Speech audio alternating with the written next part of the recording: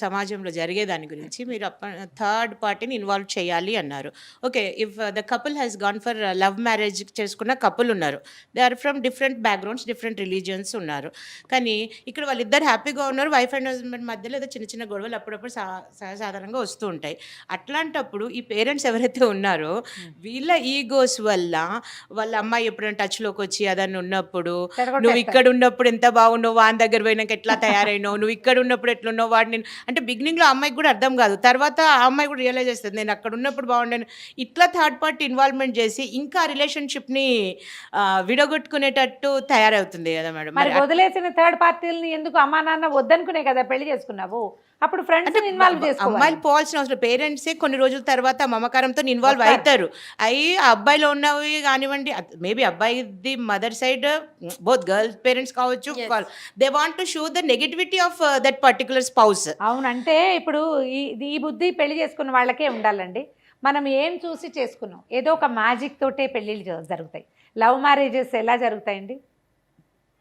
Arranged మ్యారేజ్లు అయితే 100 ఉంది list మనకి.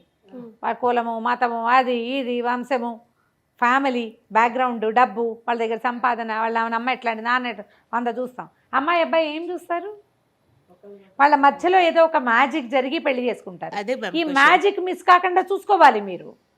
మ్యాజిక్ మిస్ అవుతోంది. ఇప్పుడున్న పిల్లలకి పోయింది. కొన్నాళ్ళు అయిన తర్వాత నువ్వు మొదట్లో లాగా లేవు, నువ్వు ఇది వరకు అట్లా ఉండేదాన్ని, ఇప్పుడు లేవు, లేదా నువ్వు బాగా చూసేవాడివి ఇప్పుడు చూడటం లేదు, ఇది బాగా వింటూ ఉంటాం. పెళ్ళైన కొత్తలో లాగా ఇప్పుడు లేదు, పెళ్ళైన కొత్తలో లాగా ఎప్పుడు ఉండదు. నువ్వు 2 కిలోలు పెరగలా, అది మాత్రం చూసుకోం మనం. కిలోలు పెరిగింది కనపడదు, బాగా మ్యాజిక్ జరగట్లేదు అనిపిస్తుంది. న్యాచురల్ కదా. ఇప్పుడు ఈ మ్యాజిక్ మిస్ కాకుండా వైఫ్ అండ్ హస్బెండ్ చూసుకోవాలి, కానీ థర్డ్ పార్టీ ఇన్వాల్వ్మెంట్ చెయ్యొద్దంటే ఎట్లా? ఉండాల్సిందే సపోర్టు.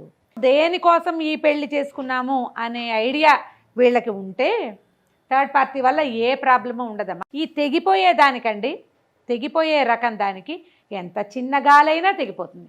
దానిని పేరెంట్స్ని తప్పట్టాల్సిన పని అయితే లేదు. వీళ్ళ దగ్గరే ఉండవలసిన ఒక మెయిన్ పాయింట్ లేదని అర్థం. ముందు లవ్ మ్యారేజెస్ చేసుకునే వాళ్ళు 6 నెలల్లో 3 నెలల్లో తొందరపడి పెళ్ళిళ్ళు చేసుకోవద్దు. ఒకటి. తర్వాత ఎప్పుడు వాడు నేను, అది నేను కాకుండా వాళ్ళు మేము అనేది ఆలోచించుకోవాలి. ఈ పెళ్ళిలో ఇద్దరే ఉండరు, ప్రేమలో మాత్రం ఇద్దరు ఉంటారు. పెళ్ళి అనగానే గుంపు, అటో సమూహం ఇటో సమూహం, ఈ 2 సమూహాలు కలిసేసరికల్లా మన మ్యాజిక్ గంగలో కలుస్తుంది. అది ఆలోచించుకుని దిగాలి పెళ్ళిళ్ళకి. పైగా వేరు వేరు సమాజాల నుంచి పెళ్ళిళ్ళు అవుతున్నాయండి. మనం ఈ ప్రేమించి పెళ్లి చేసుకున్న వాడిని వదిలేసి వాడి కులం గురించి మాట్లాడడం మొదలు పెట్టామంటే ఇక పోయింది magic. Wife and husband relationship both love and arrange మ్యారేజ్లో అయినా థర్డ్ పార్టీ అయినా blood relations, friends, whoever it may be, అదొక beautiful relationship. Plus or minus ఏ రిలేషన్షిప్లో అయినా ఉండే ఉంటుంది. అయితే ఇన్వాల్వ్మెంట్కి ఆస్కారం ఆ వైఫ్ అండ్ హస్బెండ్స్ ఎంతవరకు ఇవ్వచ్చు? కొంతవరకే. ఎందుకంటే ఇప్పుడు పెళ్ళిళ్ళు ఎలా చేస్తామండి, ఎక్కడో ఉన్న ఉసిరికాయ, ఎక్కడో ఉన్న ఉప్పు అలాగే అవుతాయి. అదో చెట్టు మీద ఉంటుంది, దాని నీళ్ళు కూడా అక్కర్లా. సముద్రంలో ఉప్పు తప్పిస్తే ఇంకేం ఉండదు. ఈ రెండింటిని కలిపితేనే పెళ్ళి, అంతే కదా. పైగా ఒకళ్ళ గురించి ఒకళ్ళు తెలుసుకుంటూ ఉండాలి. ఈ పుస్తకం అంతా ఒకే రోజునే చదివేసేయకూడదు, స్లోగా బుక్ చదువుకుంటూ పోవాలి. కొన్ని బ్యాడ్ పేజెస్ ఉండొచ్చు, కొన్ని చిరిపోతాయి, కొన్ని కట్లు ఉంటాయి, కొన్ని అక్షరాలు ఎగిరిపోతాయి. వీటి వెనకాల పడుతూ ఉంటే మనం దాన్ని సాధించలేకపోతాం. తర్వాత ఈ బుక్కి మనం ఏ బుక్ని మనం షేర్ చేస్తున్నామో దీన్ని వదిలేసి దీని పైన చుట్టూతా ఉన్న వ్యవహారాల్లోకి వెళ్ళకూడదు. కొంచెం పెళ్ళిళ్ళు చేసుకునేటప్పుడే పెద్దవాళ్ళు అయితే బ్యాక్గ్రౌండ్ చెకింగ్ చేస్తారు. లవ్ మ్యారేజెస్ చేసుకునేటప్పుడు క్యాస్ట్, వాళ్ళు ఏం చేస్తారు, వాళ్ళ పేరెంట్స్ ఏంటి అనేది తెలుసుకోకపోతే పెళ్ళయ్యాక అవన్నీ అవసరపడతాయి కదా. ఈ వ్యవహారంలో మనం వాళ్ళని ఎంత ఇన్వాల్వ్ చేయాలని ప్రతి వాళ్ళు ఇండివిజువల్గా ఆలోచించుకోవాలి.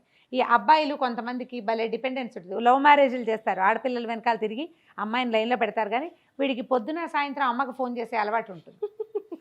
వాడు నుంచున్నా కూర్చున్నా తెల్లచొక్కా వేసుకున్నా, వాళ్ళ మీటింగ్ ఉంది, వాళ్ళు ఉన్నారు, వీళ్ళు ఉన్నారు, ఆఫీస్లో అది జరిగింది ఇది జరిగింది అంతా పూసగుచ్చి తల్లికి చెప్తాడు. ఈ పెళ్ళయ్యాక ఆ అమ్మాయి వచ్చాక నువ్వు రోజు మీ అమ్మకి ఎందుకు ఫోన్ చేస్తావు అంటుంది. నేనున్నా కదా, నాతో షేర్ చేయి. నీతో షేర్ చేస్తూనే అమ్మకు కూడా షేర్ చేసే అలవాటు ఉంది, దాన్ని ఒప్పుకోరు. ఆబ్వియస్ కదమ్మా. వాళ్ళ ఈవెన్ పేరెంట్స్ సైడ్ వాళ్ళు కూడా they have to take time, వాళ్ళు కూడా అడ్జస్ట్ అవ్వాలి. పెళ్లికి అమ్మాయి అబ్బాయే కాదు, పేరెంట్స్ కూడా అడ్జస్ట్ అవ్వాలి. పిల్లని ఇంకో చోట వదిలేసి ఉండటానికి ఆడపిల్ల తల్లిదండ్రులు అడ్జస్ట్ అవ్వాలి. ఇంకో పిల్లని మన ఇంట్లో ఫిక్స్ చేసుకోవడానికి మగ పిల్లాడి అమ్మా నాన్న కూడా అడ్జస్ట్ అవ్వాల్సింది. ఈ ఇన్వాల్వ్మెంట్ అప్పుడు నా సంగతులన్నీ చెప్పద్దు, కొన్ని చెప్పు. మ్యారేజ్ కాగానే కాపురానికి పంపించేటప్పుడు ప్రయాణంలో జాగ్రత్త అమ్మ, పొద్దుటి నుంచి ఏమీ తినలేదు, ఏమన్నా అడిగి తాగు, తిను, సిగ్గుపడకు, అబ్బాయితో అత్తగారితో మంచిగా ఉండు అని చెప్పకుండా రోజు ఫోన్ చేయడం మర్చిపోకు, నేను రోజు 9 గంటలకల్లా ఎదురు చూస్తూ ఉంటాను, నేను ఆ టైంలో ఫ్రీగా ఉంటాను చెయ్యి. ఈ తల్లులే పాడు చేస్తున్నారు చాలా వరకు. వంకాయ వండితే వంకాయ వండాను, బెండకాయ వండితే బెండకాయ వండాను, ఎలా వండావు, ఎంత కారం వేసావు, ఎంత క్వాంటిటీ అన్నీ చెప్పాలి. వాళ్ళేమో సరిపోతుందిలే, సరిపెట్టుకుంటారులే, చాలులే. నేను దీనికి ఒక మాట చెప్తానమ్మా, ఇది ఒకళ్ళని అనడము ఒకళ్ళని కామెంట్ చేయటం కాదు, మనం అందరము అదే స్థితిలో ఉన్నాం. ఇదివరకట్లాగా 10 మంది 12 మంది పిల్లలు చేతి నిండా పని, నిరంతరము పని చేస్తూ ఉండే పరిస్థితి ఇప్పుడు లేదు. మనకి 2 పిల్లలు లేదా ఒక్కతే పిల్ల, మనకి వేరే పని లేదు, వేరే వ్యాపకం ఉండటం లేదు.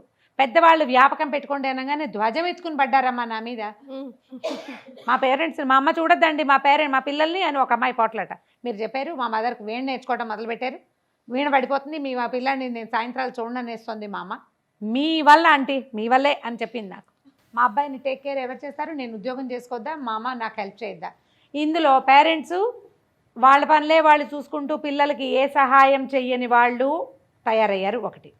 అక్కడి నుంచి పిల్లల రైజింగ్ అంతా అమ్మాలకే అప్పచెప్పేసే వాళ్ళు తయారయ్యారు ఇంకొక సమాజం.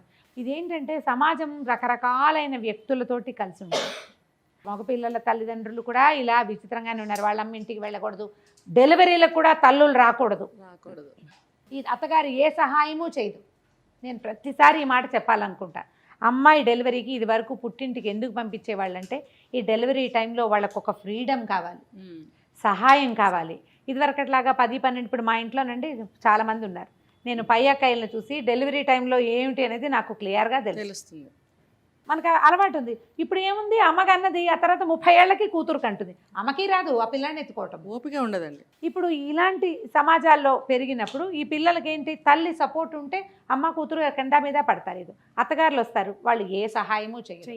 పైగా ఫీడ్ చేయడానికి, పిల్లల్ని ఎత్తుకోవటానికి, ఆ పడుకోవడానికి, కూర్చోవడానికి తల్లి ఉంటే శరీరం వదిలిపెట్టేస్తారు తల్లి మీద. అత్తగారి మీద ఫ్రెండ్షిప్ ఉండదు. వాళ్ళు ఎంత హింసకి గురైపోతారంటే పాపం దగ్గరకు కూడా రానివ్వరు కొంతమంది అత్తగారులు. డెలివరీల తర్వాత వచ్చే డిప్రెషన్లకి 50% కారణం అత్తగారుల ఇళ్లల్లో ఉండటం లేదా అత్తగారులే సహాయకులుగా ఉండటం. ఇందులో ఒక బంగారు అత్తగారులు ఉంటారండి, భగవంతుడు దయతలిచి నేను కూడా అలాగే అవ్వాలని కోరుకుంటున్నాను. ఆ పరిస్థితి ఎట్లా వస్తుందో తెలియదు కానీ ఒకే 1% బంగారు అత్తగారులు ఉన్నారండి లోకంలో. వీళ్ళు డెలివరీల్లో కోడళ్ళని ముద్దుగా చూస్తారు. ఓన్లీ 1%. నేను ఇంకా చేరలా, కానీ నేను భగవంతుని 1,00,000 సార్లు రోజు దండం పెట్టుకునేటప్పుడు అనుకుంటా, ఒక బెస్ట్ హ్యూమన్ బీయింగ్గా ఉంచు నన్ను. ఈ మార్పు మంచి. నేను ఎవరి పక్కనైనా ఉంటే వాళ్ళకి నేను సహాయంగా ఉండాలి, కానీ వాళ్ళకి భారం కాకూడదు. ఇదే మనకి కావాలి. ఇప్పుడు నాకేం కూతుళ్ళు లేరు, కొడుకులే ఉన్నారు, వాళ్ళకి ఏదైనా చేయాల్సి వస్తే ఇవిడెందుకు వచ్చిందిరా దేవుడా అనుకుంటే ఎందుకు వెధవ బతుకు, ఇన్నేళ్ళు వచ్చి వేస్ట్ కదా, ఈ జన్మే దండగా.